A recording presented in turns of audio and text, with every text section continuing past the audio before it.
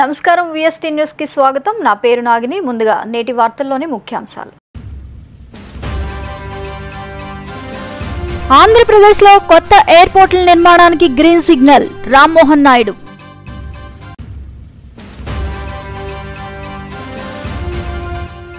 ఏలూరు అమలాపురంలో రైతు బకాయిలను చెల్లించిన మంత్రి నాదెండ్ల మనోహర్. వైనాడ్ బాధిత సహాయార్థం 3 గంటల భరతనాట్యం, పాకెట్ మనీతో కలిపి 15,000 హరిణిశ్రీ సహాయం. అంబేద్కర్ విగ్రహాన్ని తాకే అర్హత వైసీపీ నేతలకు లేదు, బత్తుల ఆనందరావు వార్నింగ్.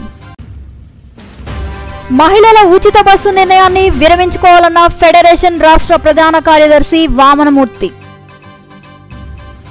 ఆంధ్రప్రదేశ్లోని ఓర్వకల్లు, దగదర్తి, నాగార్జునసాగర్, కుప్పంలో ఎయిర్పోర్ట్లను త్వరలో నిర్మిస్తామని కేంద్ర మంత్రి కింజరపు రామ్మోహన్ నాయుడు ప్రకటించారు. వీటితో పాటు తెలంగాణలో కూడా కొత్త ఎయిర్పోర్ట్లను నిర్మిస్తామని స్పష్టం చేశారు. దేశవ్యాప్తంగా చాలా ఎయిర్పోర్ట్లను త్వరలో పూర్తి చేయనున్నామని రామ్మోహన్ నాయుడు వెల్లడించారు. రామ్మోహన్ నాయుడు విజయనగరంలో పర్యటించారు. పలు అభివృద్ధి పనుల్లో మంత్రి పాల్గొన్నారు. మా అందరికీ కూడా ఇన్స్పిరేషన్ చంద్రబాబు నాయుడు గారే.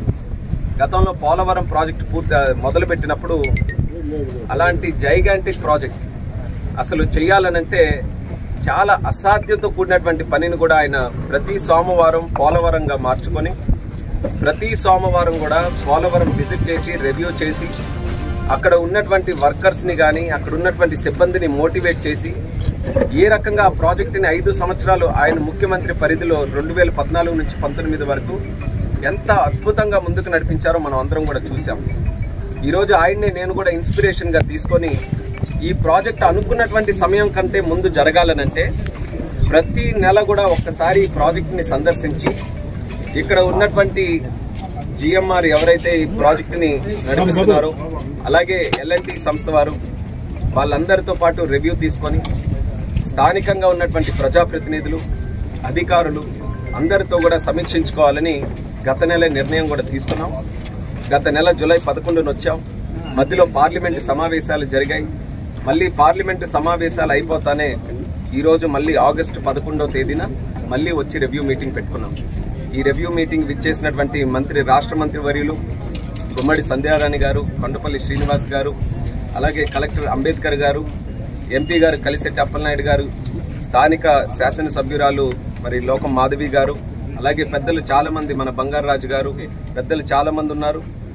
జిఎంఆర్ సంస్థ నుంచి, ఎల్ఎన్టీ సంస్థ నుంచి, అలాగే స్థానిక ప్రజాప్రతినిధులు వాళ్ళందరూ కూడా ఈ యొక్క కార్యక్రమానికి ఇచ్చేశారు.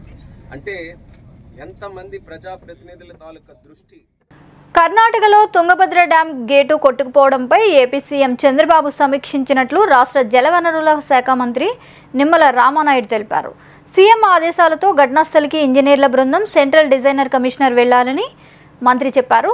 లోతట్టు ప్రాంత ప్రజలను అప్రమత్తం చేయాలని కలెక్టర్లను ఆదేశించామన్నారు. కౌతాలం, కోస్లీ, మంత్రాలయం, నందవరం ప్రాంతాల ప్రజలు అప్రమత్తంగా ఉండాలని కోరారు. శ్రీశైలం సాగర్, పులిచింతల ప్రాజెక్టుల అధికారులకు ఈ మేరకు ఆదేశాలు జారీ చేశామన్నారు. అందులో భాగంగా పర్టికులర్ ఏదైతే యొక్క గేట్స్ అమరికలో అత్యంత నిపుణత కలిగినటువంటి కన్నమనాయుడు గారు మొన్న పోలవరం ప్రాజెక్టు ఆ గేట్ల అమరికలో కూడా ఆయన కీలకంగా వ్యవహరించిన వ్యక్తి. ఆ కన్నం నాయుడు గారి యొక్క సారథ్యంలో ఏదైతే మన రాష్ట్రానికి సంబంధించినటువంటి యొక్క సెంట్రల్ డిజైనింగ్ ఆర్గనైజేషన్ ఏదైతే ఉందో ఆ సిఈ, ఎస్సీ, ఈఈలు వీరందరూ కూడా ఒక బృందంగా ఏర్పడి వెంటనే ఆ కొట్టుకుపోయినటువంటి గేట్కి పునర్నిర్మాణం చేయాలని చంద్రబాబు నాయుడు గారు ఇచ్చిన ఆదేశాలని ఇమ్మీడియట్లీ అమలు చేసుకుంటూ వస్తూ ఉన్నాం. ఏదైతే ఈ యొక్క తుంగభద్ర ప్రాజెక్టు పురాతన ప్రాజెక్టు కావడం వల్ల ఈ యొక్క గేట్కి ఇటువంటి సమస్య వచ్చినప్పుడు ఏదైతే స్టాప్ లాక్ గేట్స్ దీనికి ఆల్టర్నేటివ్ లేకపోవడం వల్ల ఈరోజు 30,000 క్యూసెక్కుల నీరు వరకు కూడా ఆ యొక్క కొట్టుకుపోయిన గేట్ నుంచి కిందకి పోతున్నటువంటి పరిస్థితి.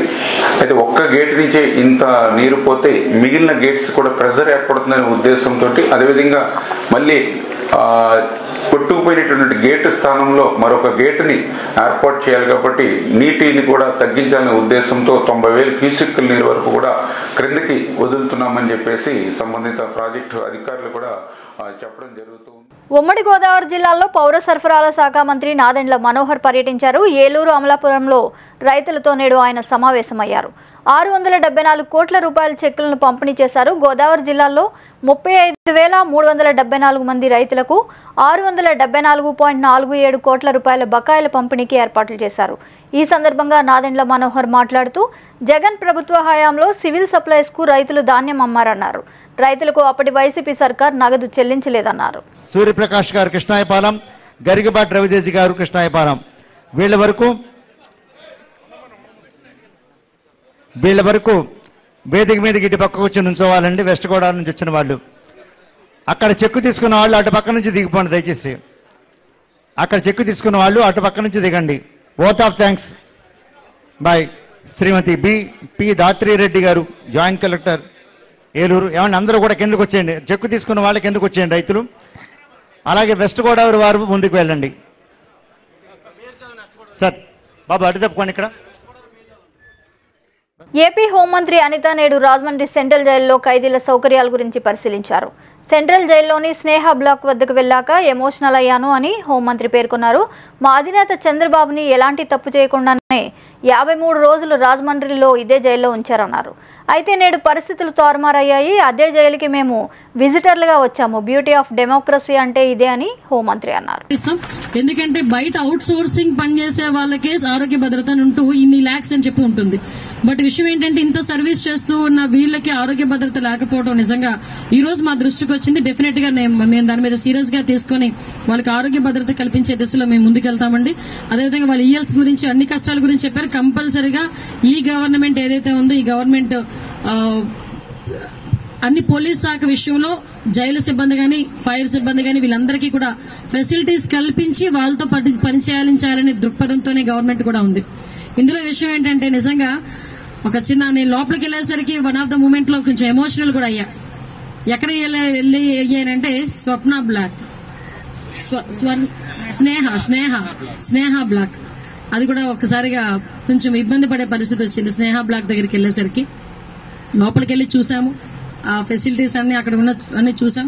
కాకపోతే 53 రోజులు మా నాయకుడు ఏ నేరము చేయకుండా 53 రోజులు ఆ స్నేహ బ్లాక్ లో ఉండడం అన్నది.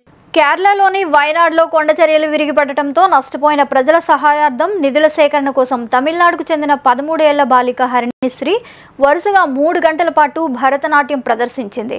ఆమె తన పొదుపుతో సహా 15,000 ముఖ్యమంత్రి సహాయ నిధికి విరాళంగా ఇచ్చింది.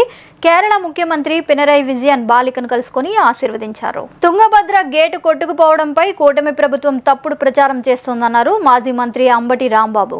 తుంగభద్ర 3 రాష్ట్రాల ఉమ్మడి ప్రాజెక్టు.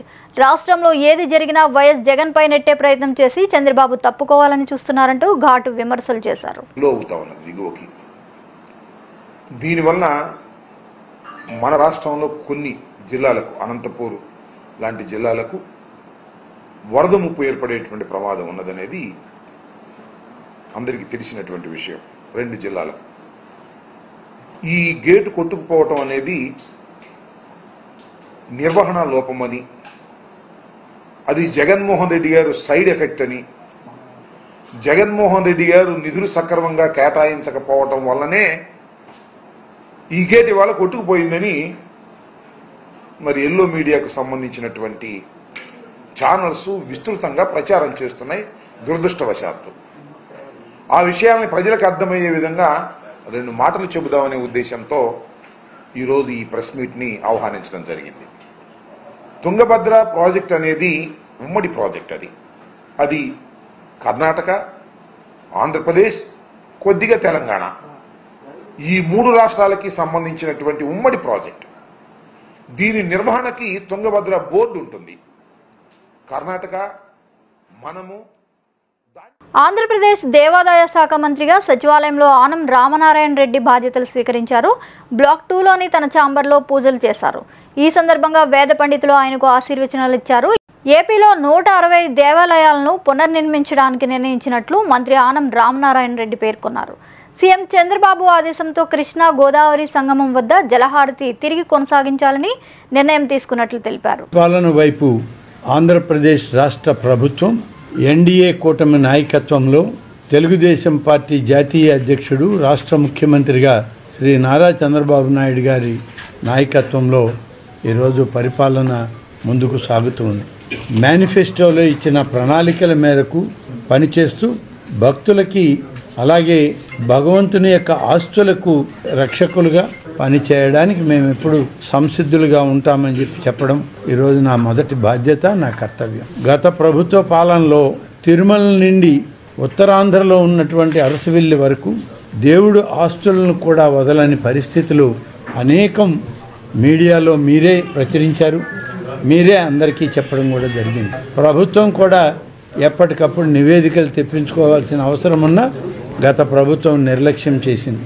ఇప్పుడు మేము వచ్చినప్పటి నుంచి చిన్న వార్త వచ్చినా దాని మీద నివేదిక తీసుకుంటూ ఉన్నాం.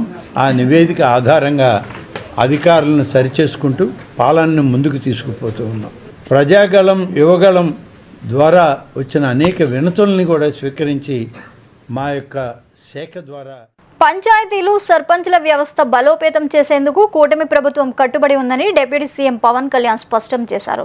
స్వాతంత్ర్య, గణతంత్ర వేడుకల నిర్వహణకు పంచాయతీలకు నిధులు పెంచామన్నారు. 34 ఏళ్ల క్రితం గ్రామాల్లో స్వాతంత్ర, గణతంత్ర దినోత్సవాలు జరిపేందుకు ఇచ్చిన జీవోను మార్చి కొత్తగా నిధులు పెంచుతూ జీవో విడుదల చేశామని తెలిపారు. జెండా వందనం గ్రామ గ్రామాన సంబరంగా పండుగలు చేయాలని సూచించారు. చేనేత కళాకారులు నేసిన జెండాలనే వినియోగించాలని పిలుపునిచ్చారు. సర్పంచుల ఆత్మగౌరవం తగ్గకుండా కార్యాచరణ చేపడతామని వెల్లడించారు. నిజంగా మనం ముందుకు తీసుకెళ్లాలంటే ఆ స్టేట్మెంట్ చాలా బలంగా ఇవ్వాలి. 1994లో ఇచ్చిన జీవో 100 రూపాయలు, 250 రూపాయలు, ఒకటి స్వాతంత్ర దినోత్సవానికి, 2 గణతంత్ర దినోత్సవానికి, వాటిని పెంపొందించేలాగా, వాటిని పెంచేలాగా ఒక కీలకమైన నిర్ణయం తీసుకుంది ఈ కూటమి ప్రభుత్వం. ప్రతి ఒక్క పంచాయతీలో సర్పంచులు తలెత్తుకొని సగౌరవంగా జెండా వందనం చేసేలాగా రాష్ట్రంలోని ఎన్డీఏ ప్రభుత్వం నిర్ణయం తీసుకుంది. ఆగస్టు 15న స్వాతంత్ర దినోత్సవ వేడుకల నిర్వహణకు నిధులు కొరత లేకుండా చేశాం. చిన్న పంచాయతీలకి 10,000 రూపాయలు, మేజర్ పంచాయతీలకి 25,000 రూపాయల చొప్పున నిధులు సమకూరుస్తున్నాం. దానికోసమని జీవోను కూడా రిలీజ్ చేశాం. దీనిని పంచాయతీ సర్పంచులు దీన్ని పూర్తిగా సద్వినియోగం చేసుకోమని నేను విన్నవించుకుంటా ఉన్నాను. ఇప్పటి వరకు పంచాయతీలకి ఇంత పెద్ద స్థాయిలో ఆగస్టు 15, జనవరి 26 వేడుకలకు నిధులు ఇచ్చింది లేదు. శాప్ స్పోర్ట్స్ అథారిటీ ఆఫ్ ఆంధ్రప్రదేశ్లో అక్రమాలపై విచారణ చేపడతామని క్రీడల శాఖ మంత్రి మండిపల్లి రాంప్రసాద్ రెడ్డి వార్నింగ్ ఇచ్చారు.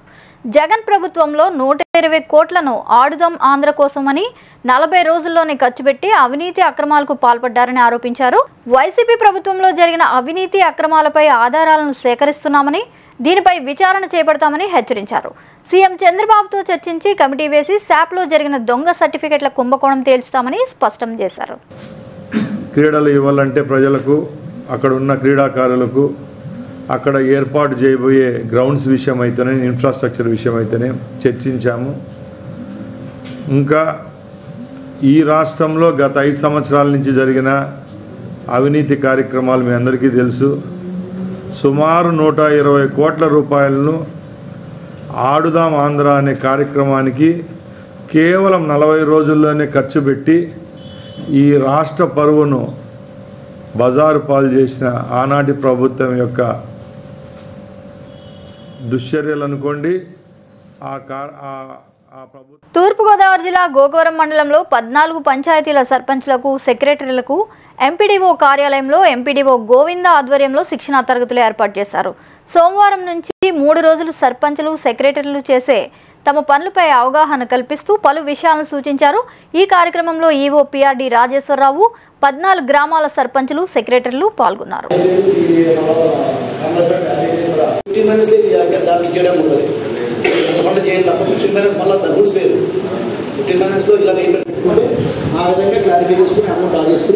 తర్వాత మేము మొన్న కాగితం పెట్టుకుని చెప్పడం జరిగింది. అలా మీకు ఏమైనా పెట్టుకుంటారంటే మీకు ఎవరు డబ్బులు ఉన్నాయంటే కనుక ఆ కాగితం మనకి ఎక్కువ ఇస్తామండి. ఏమైనా అమౌంట్ జనరల్ పాటు అమౌంట్ ఉంటే అడ్జస్ట్మెంట్ చేసుకోవాలనుకుంటున్నాము.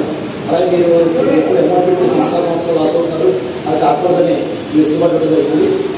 తదుపరి క్లాస్ ఎవరు గ్రహించాలి, క్లాస్ ఎవరు అంటే ఏదో బయట క్లాసులు తప్ప కలపడం కాకుండా మాగి వలస ఆదివాసీల భూమి జోలికి వస్తే సహించమని ఇప్పటికే ఆక్రమించిన 14 ఎకరాల 46 సెంట్ల భూమిపై మరియు కూర్మా గ్రామ స్వామీజీల భూ అక్రమాలపై విచారణ చేయించాలని ఆదివాసీ సంక్షేమ సంఘం రాష్ట్ర ఉపాధ్యక్షుడు యోగి డిమాండ్ చేశారు. ఆదివాసీ సంక్షేమ పరిషత్ ఆధ్వర్యంలో సోమవారం 7 రోడ్ల జంక్షన్ నుంచి జిల్లా పరిషత్ వరకు ఆదివాసీలతో భారీ ర్యాలీ నిర్వహించారు. తరతరాలుగా ఆదివాసీలు సాగు చేస్తున్న భూములపై సత్యనారాయణ గుప్తా చేస్తున్న దౌర్జన్యం నశించాలంటూ డిమాండ్ చేశారు. తక్షణమే చర్యలు తీసుకోవాలని, లేని పక్షంలో తమ ఆందోళన ఉధృతం చేస్తామని హెచ్చరించారు. కార్డు చూపించా పైకెత్తా.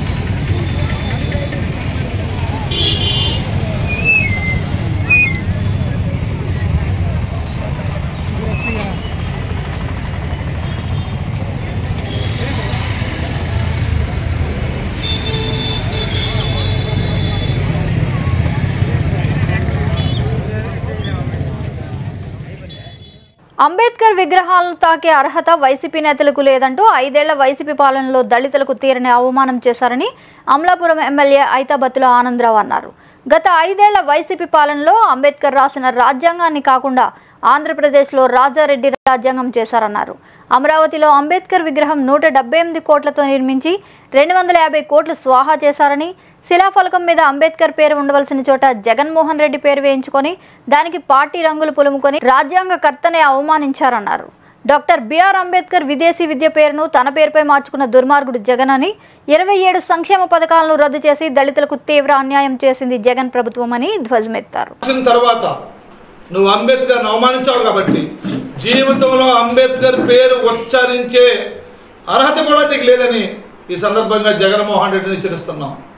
హెచ్చరించడమే కాకుండా భవిష్యత్తులో సంక్షేమ పథకాలు చంద్రబాబు గారు ముఖ్యమంత్రిగా ఉన్నప్పుడు ఎస్సీ కార్పొరేషన్లో సంవత్సరానికి వేలాది మంది చెప్పిన 5 సంవత్సరాల్లో లక్షలాది మందికి ఈ రాష్ట్రంలో చంద్రబాబు నాయుడు గారు 5 లక్షల రూపాయల సబ్సిడీతో 8 లక్షల రూపాయల సబ్సిడీతో ఇన్నోవా కార్లు ఇచ్చారు, ప్రొక్లైన్లు ఇచ్చారు, టెప్పర్లు ఇచ్చారు, జేసీబీలు ఇచ్చారు, మరి వేలాది మందిని పారిశ్రామికవేత్తలుగా మార్చారు. కానీ నువ్వు 5 ఏళ్ల ముఖ్యమంత్రిగా ఎస్సీ సప్లైన్ని ఎస్సీ కార్పొరేషన్ నిర్వీర్యం చేసి 5 సంవత్సరాల్లో ఒక్క ఎస్సీ కార్పొరేషన్ లోను కూడా ఇవ్వని ముఖ్యమంత్రి ఈ భారతదేశంలో ఎవడన్నా ఉన్నాడంటే అది ఈ జగన్మోహన్ రెడ్డిని నిరూపించుకున్నామని కూడా సందర్భంగా తెలియజేస్తూ నీ యొక్క తుగ్లక నిర్ణయాలను తీవ్రంగా ఖండిస్తున్నాం ఈ రోజు. అందుకే భవిష్యత్తులో మళ్ళీ ఎన్డీఏ కూటమి పరిపాలన వచ్చిన తర్వాత భవిష్యత్తులో ఏ పథకాలనైతే 27 రద్దు చేశావో నువ్వు రద్దు చేసిన 27 పథకాలని తిరిగి మళ్ళీ 78వ స్వతంత్ర దినోత్సవం పురస్కరించుకొని ఎచ్చెర్ల మండలం కొత్తపేట గ్రామంలో అక్షయ సేవా సమితి వారి ఆధ్వర్యంలో ఉచిత కంటి వైద్య శిబిరాలు ఏర్పాటు చేశారు. ఈ సందర్భంగా అధ్యక్షులు బోడిగి మధు మాట్లాడుతూ స్వతంత్ర దినోత్సవం సందర్భంగా గ్రామంలో కంటి వైద్య శిబిరం ఏర్పాటు చేశామని, ఈ వైద్య శిబిరంలో 90 మందికి వైద్య పరీక్షలు నిర్వహించగా 15 మంది ఆపరేషన్ జరిపించబోతున్నామని తెలిపారు. ఈ కార్యక్రమంలో గ్రామ పెద్దలు పొన్నాడ అప్పలనాయుడు, బొడ్డేపల్లి సుదర్శన్, పప్పల వెంకట రామమూర్తి, మొదలవలస లక్ష్మణరావు, అన్నపు శ్రీమన్నారాయణ, ఫైడి పురుషోత్తం, సేవా సమితి సభ్యులు కిరణ్ కుమార్, భవానీ శంకర్, జయకృష్ణ, మణికుమార్ తదితరులు పాల్గొన్నారు.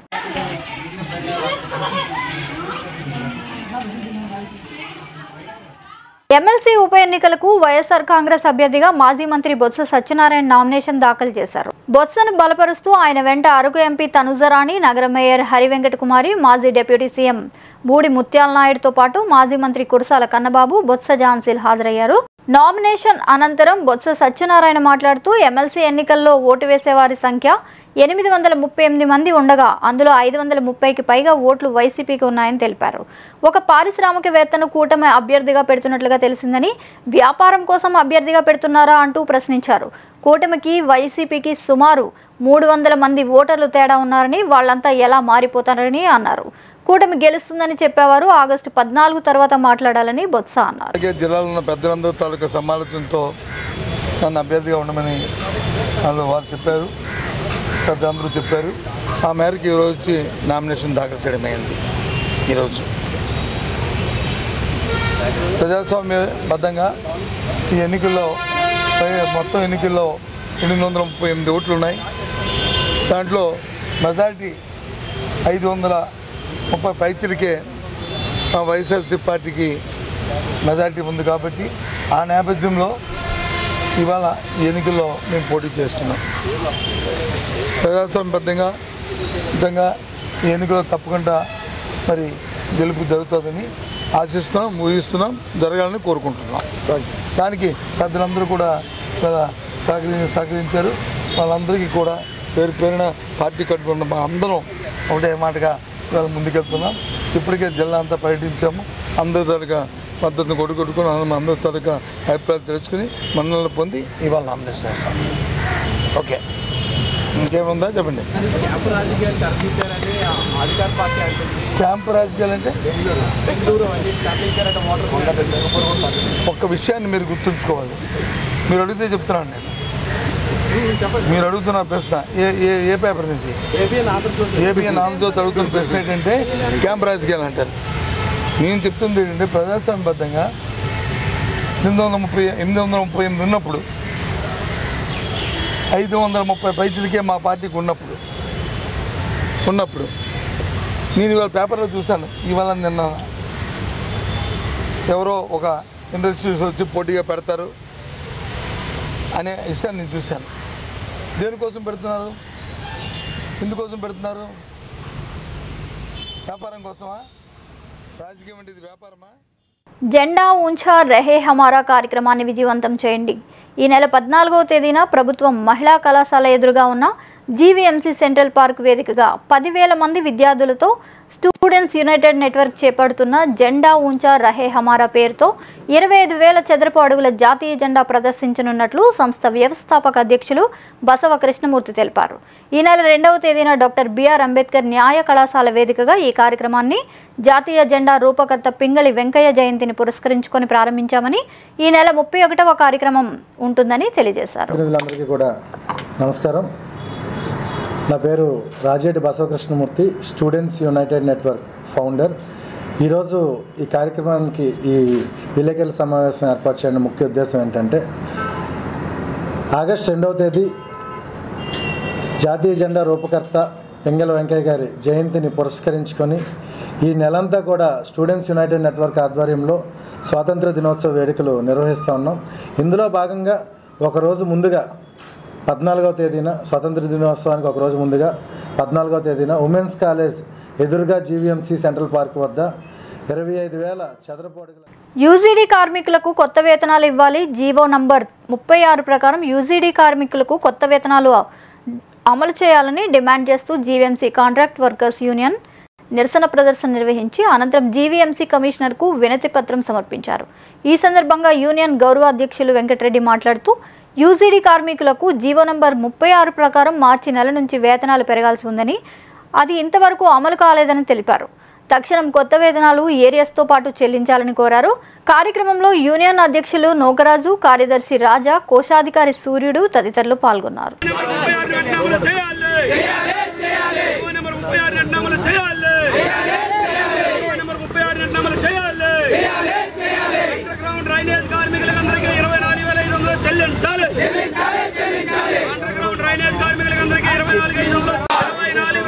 చెల్లించే వరకు పోరాటం ఆగదు.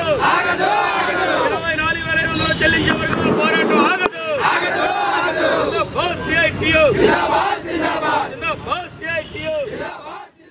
మహిళలకు ఉచిత బస్సు ప్రయాణం నిర్ణయాన్ని ప్రభుత్వం విరమించుకోవాలని ఫెడరేషన్ రాష్ట్ర ప్రధాన కార్యదర్శి వామనమూర్తి డిమాండ్ చేశారు.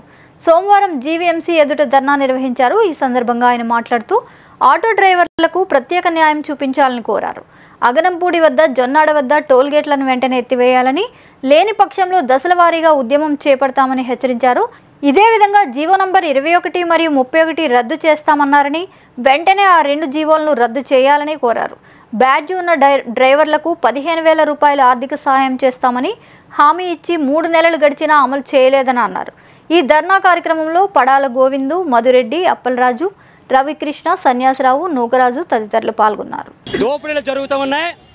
ఒకవైపు ఆర్టీఓ అధికారులు, మరొక వైపు ట్రాఫిక్ పోలీసులు, అదేవిధంగా రవాణా ఛార్జీలు కూడా అధికంగా, డీజిల్ పెట్రోల్ ధరలు కూడా పెంచి ఆటో డ్రైవర్లు వేధిస్తూ ఉన్నారు. మరొక వైపు ఏదైతే స్వయం ఉపాధితో బతుకుతున్న ఆటో డ్రైవర్లు ఉన్నారో వాళ్ళు ఇప్పుడు ఎక్కువ శాతంగా బేరాలు లేక అవస్థలు పడుతున్న సందర్భంలో కొన్ని స్కూళ్ళు కాలేజీల్ని నమ్ముకొని పిల్లల్ని నమ్ముకొని ఈరోజు వాళ్ళ పిల్లలు దేబెడుతూ వాటి సాలరీతో బతుకున్నటువంటి ఆటో డ్రైవర్లు కూడా ఈరోజు ట్రాఫిక్ పోలీసులు కానీ ఆర్టీఓ అధికారులు కానీ ఓవర్లోడ్ అని చెప్పి ఒకవైపు వేధిస్తూ ఉన్నారు. అదేవిధంగా స్కూళ్ళు కాలేజ్ యాజమాన్యం కూడా ఈరోజు ఏ విధంగా తయారైందంటే ఆటో డ్రైవర్ గురిపెట్టి ఒక టైమింగ్స్ ఉండవలసిన కాలేజు ఈరోజు 6-7 టైమింగ్స్ పెట్టి ఆటో డ్రైవర్స్ని వేధిస్తూ ఉన్నారు. ఈరోజు దినదినగండం నూరలాస్తో బతుకుతున్నటువంటి ఆటో డ్రైవర్లు ఎవరైతే ఉన్నారో వాళ్ళు ఆటో డ్రైవర్లుగా ఈరోజు ప్రభుత్వం మీద ఏ ఆధారతో కూడా బతకకుండా వాళ్ళ కాళ్ళ మీద వాళ్ళు బతుకుతూ మరొక వైపు ఈరోజు ఈ సమాజ సేవ వికలాంగులకు ఉచితం అని చెప్పి గర్భిణీ స్త్రీలకు ఉచితం అని చెప్పి ఈరోజు ఆటో డ్రైవర్లు చేస్తున్నటువంటి సేవను కూడా ఈ ప్రభుత్వ అధికారులు గుర్తించాలి. గుర్తించకుండా అనేకమైన రంగం వాళ్ళు ఈరోజు ప్రైవేట్ ఫైనాన్సులు కూడా ఓడీలు అంటున్నారు, సీజింగ్ ఛార్జీలు అంటున్నారు, లేదా 2 లక్షల రూపాయలు క్లియర్ అయినటువంటి మా క్లియరెన్స్ లెటర్ కూడా ఇవ్వడానికి ఆగస్టు 15వ తారీఖు నుంచి రాష్ట్ర వ్యాప్తంగా మహిళలకి ఉచిత బస్సు ప్రయాణ సౌకర్యం కల్పిస్తామని ముఖ్యమంత్రి నారా చంద్రబాబు నాయుడు గారు ప్రకటించారు, అమలు చేస్తామంటున్నారు. ఇది అమలు చేస్తే సుమారు రాష్ట్ర వ్యాప్తంగా 70 లక్షలకు పైగా ఉన్నటువంటి ఆటో డ్రైవర్లు, వ్యాన్ డ్రైవర్లు, జీప్ డ్రైవర్లు, కారు డ్రైవర్లు రోడ్డున పడే పరిస్థితి ఉంది. కాబట్టి మీరు ఉచిత బస్సు ప్రయాణ సౌకర్యం పునఃపరిశీలించాలి. లేని పక్షంలో ఆ సందర్భంగా నష్టపోయిన ఆటో డ్రైవర్లకి ప్రత్యామ్నాయ ఆదాయం చూపించాలని, ఆ ప్రత్యామ్నాయ ఆదాయంలో ఇప్పుడున్నటువంటి ఇన్సూరెన్స్ 3,000 నుంచి 9,000 ఉంది, దాన్ని 2,000కి చేయాలి. డీజిల్ లీటర్ ఇప్పుడు 100 రూపాయలు అమ్ముతుంది, దాన్ని 40 రూపాయలకి తగ్గించాలి. ఆటో డ్రైవర్లకి వారి భార్య పిల్లలకి ఏదైతే స్కూల్లో కానీ లేదా వైద్యం కానీ కావలసినటువంటి వాళ్ళకి ప్రభుత్వం ఫోటో గుర్తింపు కార్డులు ఇచ్చి వాళ్ళకి ఆదుకోవాలని చెప్పి Andhra Pradesh auto drivers and Andhra Pradesh auto drivers and workers federation AITC ప్రభుత్వాన్ని డిమాండ్ చేస్తూ ఉంది. ఇవాళ చంద్రబాబు నాయుడు గారు ఏదైతే గత ప్రభుత్వం జగన్మోహన్ రెడ్డి గారు రోడ్ల అభివృద్ధి పేరుతో లీటరు డీజిల్ మీద ₹32 వడ్డించారు, దాని ద్వారా సంవత్సరానికి 1,36,000 కోట్ల రూపాయలు వసూలు చేస్తే ఇవాళ నీకంటే తక్కువ కాదన్నట్టుగా ఈ కూటమి ప్రభుత్వం వస్తే ఆటో కార్మికుల బతుకులు బాగుపడతాయని ఆశ చూస్తే ఇవాళ నిరంతర వార్తా శ్రవంతి కొరకు వీక్షిస్తూనే ఉండండి. మేము VST news. Please like, share and subscribe.